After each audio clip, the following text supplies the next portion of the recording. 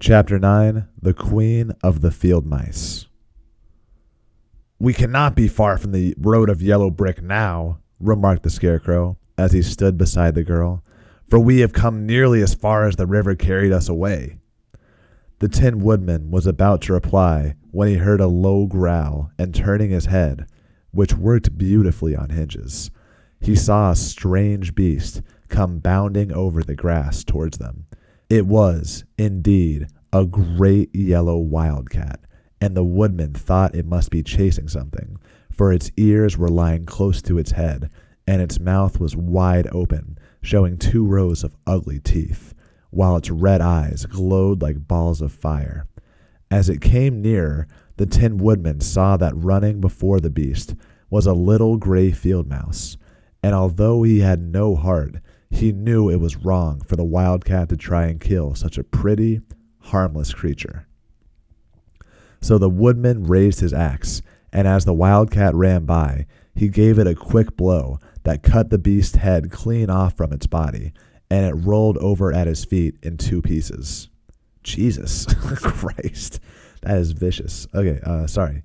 The field mouse, now that it was freed from its enemy, stopped short, and coming slowly up to the woodman, it said in a squeaky little voice, "Oh, thank you! Thank you ever so much for saving my life." "Don't speak of it, I beg of you," replied the woodman.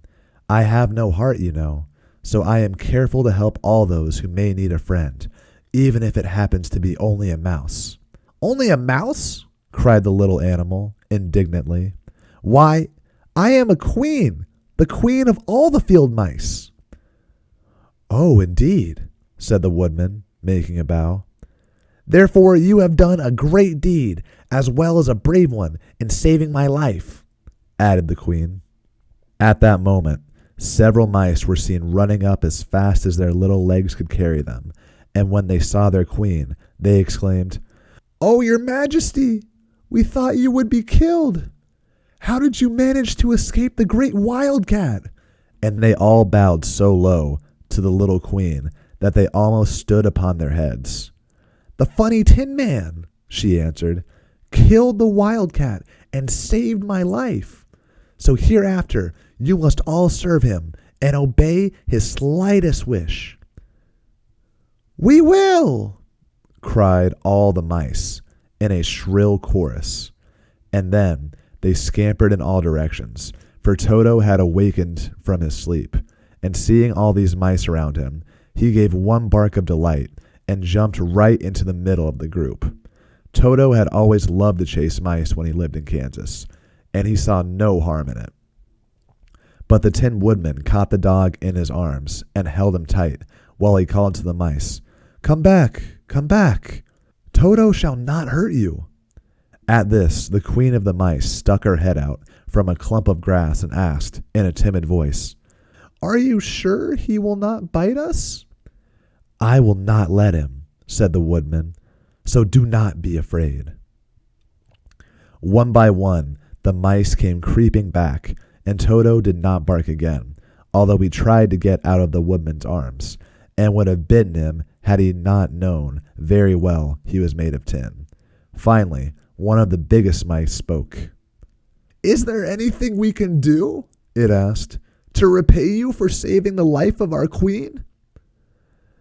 "Nothing that I know of," answered the woodman, but the Scarecrow, who had been trying to think, but could not because his head was stuffed with straw, said quickly, "Oh, yes, you can save our friend, the Cowardly Lion, who is asleep in the poppy bed." "A lion?" cried the little queen. "Why, he would eat us all up." "Oh, no," declared the Scarecrow. "This lion is a coward." "Really?" asked the mouse. "He says so himself," answered the Scarecrow, "and he would never hurt anyone who is our friend. If you will help us to save him, I promise that he shall treat you all with kindness." "Very well," said the queen. "We will trust you, but what shall we do?" "Are there many of these mice which call you queen and are willing to obey you?" "Oh, yes, there are thousands," she replied. "Then send them all to come here as soon as possible, and let each one bring a long piece of string." The queen turned to the mice that attended her and told them to go at once and get all her people. As soon as they heard her orders, they ran away in every direction as fast as possible. This is a cool picture. Okay, anyway, sorry. "Now," said the Scarecrow to the Tin Woodman, "you must go to those trees by the riverside and make a truck that will carry the lion." So the Woodman went at once to the trees and began to work, and he soon made a truck out of the limbs of trees, from which he chopped away all the leaves and branches. He fastened it together with wooden pegs and made the four wheels out of short pieces of a big tree trunk. So fast and so well did he work that by the time the mice began to arrive, the truck was all ready for them. They came from all directions, and there were thousands of them, big mice and little mice and middle-sized mice, and each one brought a piece of string in his mouth. It was about this time that Dorothy woke up from her long sleep and opened her eyes. She was greatly astonished to find herself lying upon the grass, with thousands of mice standing around and looking at her timidly. But the Scarecrow told her about everything, and turning to the dignified little mouse, he said, "Permit me to introduce you to Her Majesty, the Queen." Dorothy nodded gravely, and the Queen made a courtesy, after which she became quite friendly with the little girl. The Scarecrow and the Woodman now began to fasten the mice to the truck, using the strings they had brought. One end of a string was tied around the neck of each mouse, and the other end to the truck. Of course, the truck was 1,000 times bigger than any of the mice who were to draw it, but when all the mice had been harnessed, they were able to pull it quite easily. Even the Scarecrow and the Tin Woodman could sit on it, and were drawn swiftly by their queer little horses to the place where the lion lay asleep. After a great deal of hard work, for the lion was heavy, they managed to get him up on the truck. Then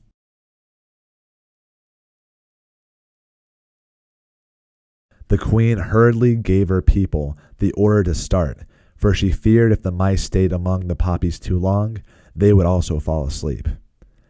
At first, the little creatures, many though they were, could hardly stir the heavily loaded truck, but the Woodman and the Scarecrow both pushed from behind, and they got along better. Soon they rolled the lion out of the poppy bed to the great fields, where he could breathe the sweet, fresh air again, instead of the poisonous scent of the flowers. Dorothy came to meet them and thanked the little mice warmly for saving her companion from death.